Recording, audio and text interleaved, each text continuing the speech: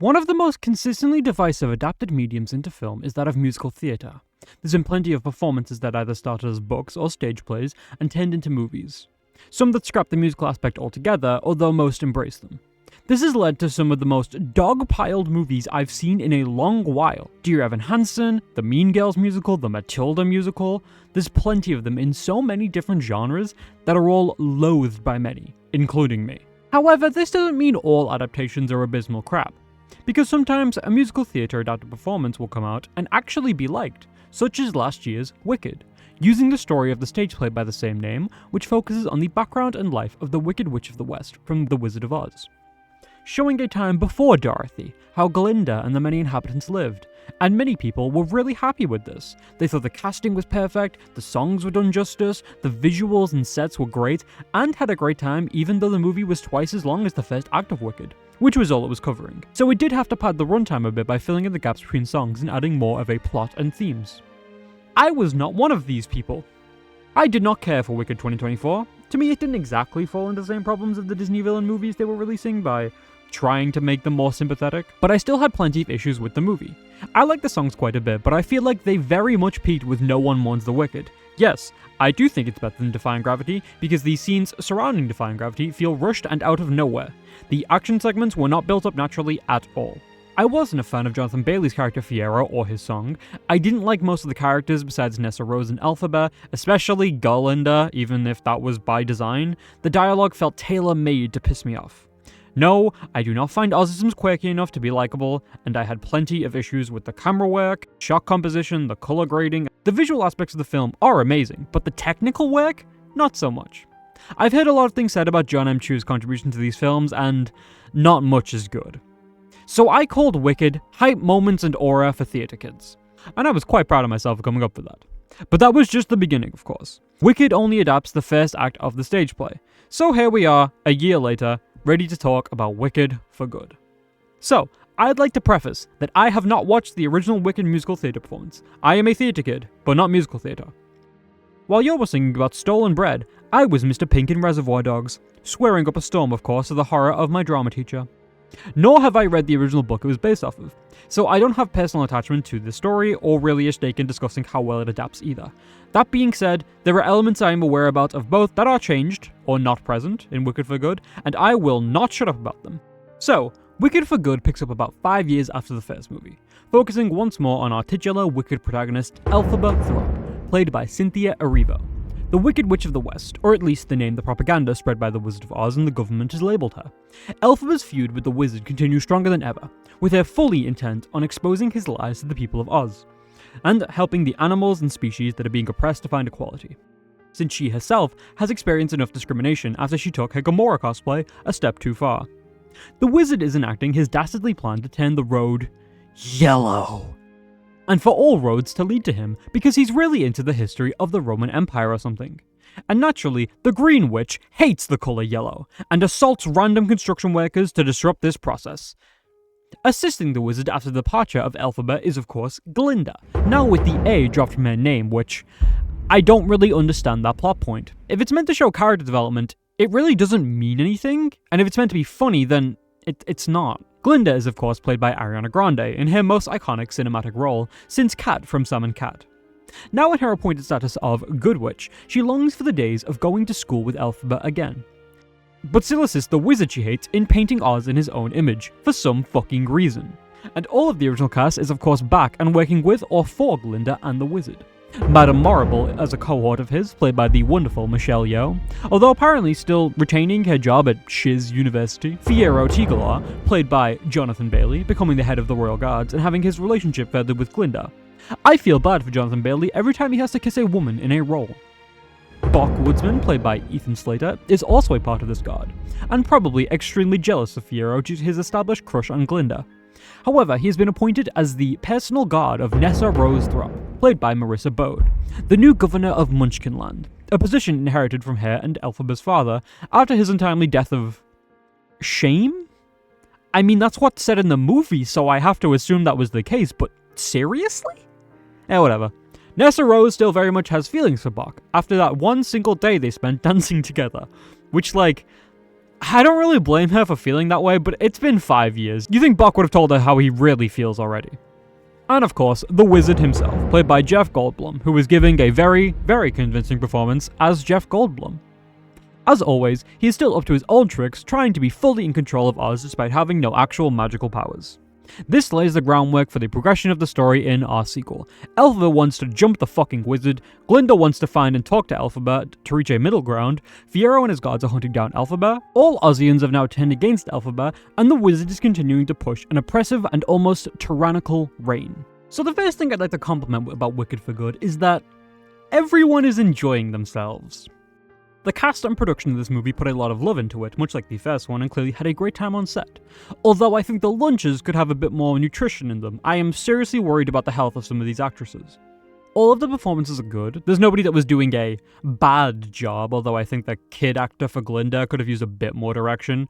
Not to blame the kid, it's probably hard to emulate an adult's performance, but that's what acting direction is for. It's just as important as having an actual skilled actor or actress.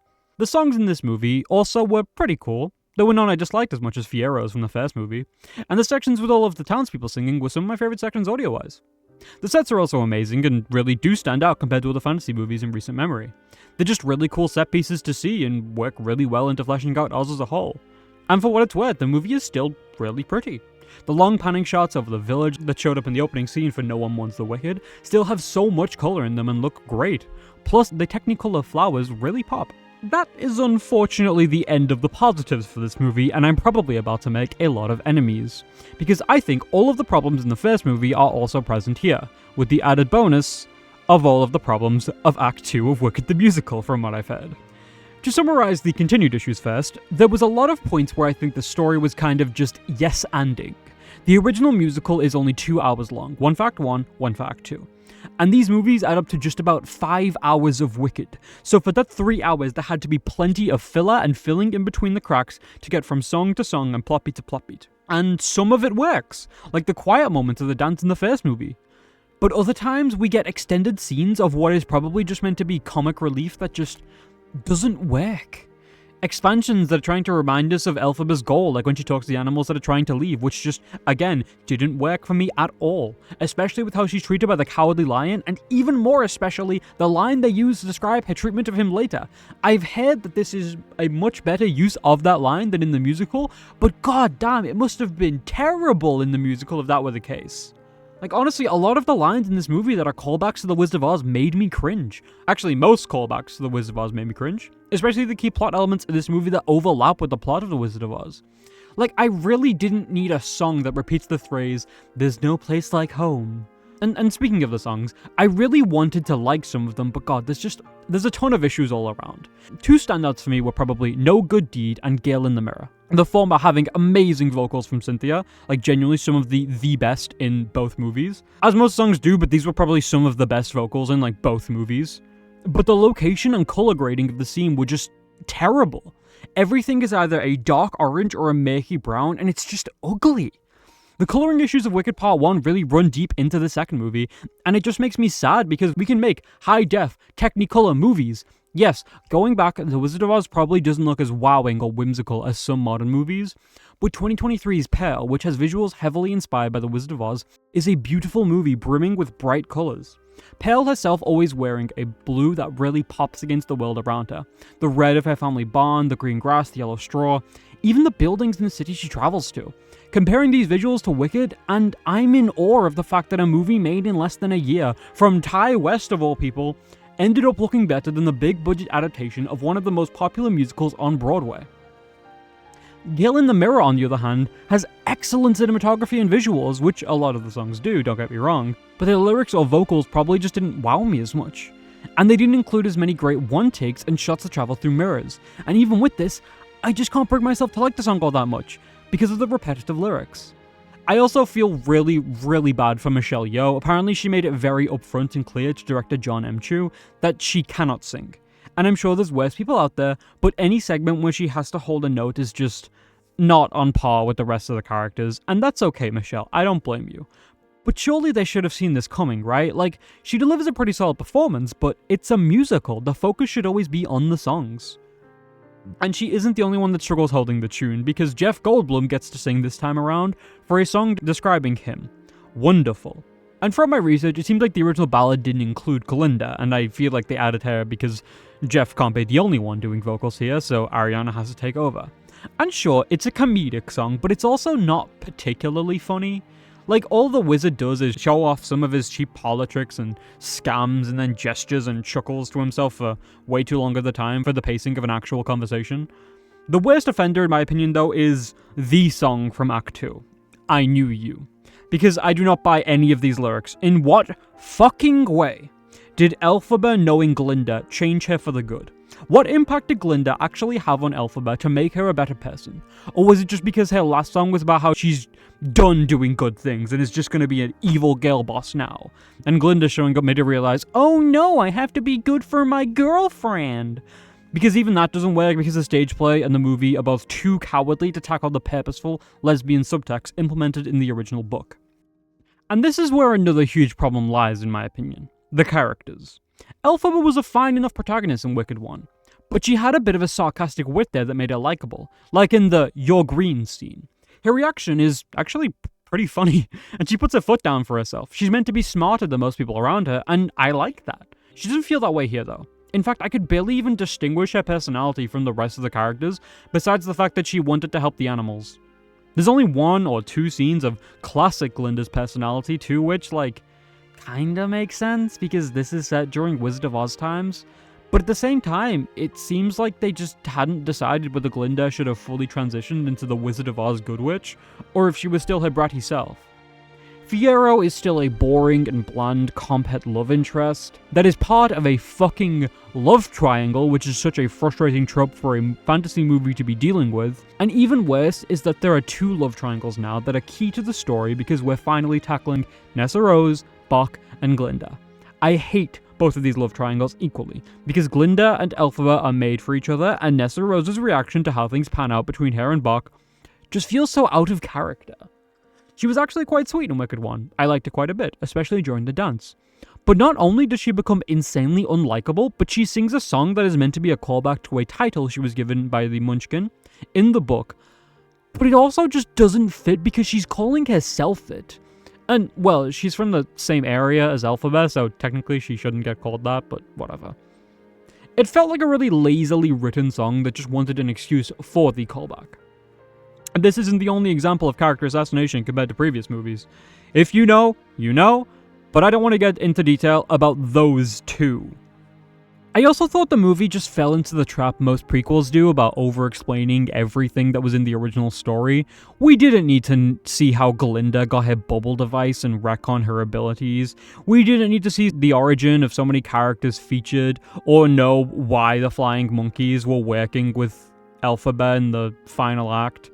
And we definitely didn't need an explanation for the tornado incident, especially when it's still up in the air how the hell the tornado formed in Oz happened to pick up a house from fucking Kansas. But also, these actions make Glinda seem like such an unlikable person. I mean, it's been memed to death that the Wicked Witch only wanted her sister's shoes back, but Glinda, why the fuck did you give them away and then fight your friend over her being mad about them? In a horribly short fight, by the way. It was absolutely nauseating. Not to mention how stupid the following events are when Elphaba can very much just fly to the rescue of a certain character in danger, or send the flying monkeys. But no, she has to cast a spell that has dire consequences. And with this movie blending with so much of the Wizard of Oz, there's just so many designs that look worse than that original movie. Like, imagining the progression of the characters here into how they are there, it'd be such a vast change of character and personality, and not to mention that some of them have pre-existing relationships that aren't mentioned at all. It's such a dumb retcon. Worst of all, though, is that this movie is clearly trying to imply that Elphaba loved her friend group and misses the many times they spent together.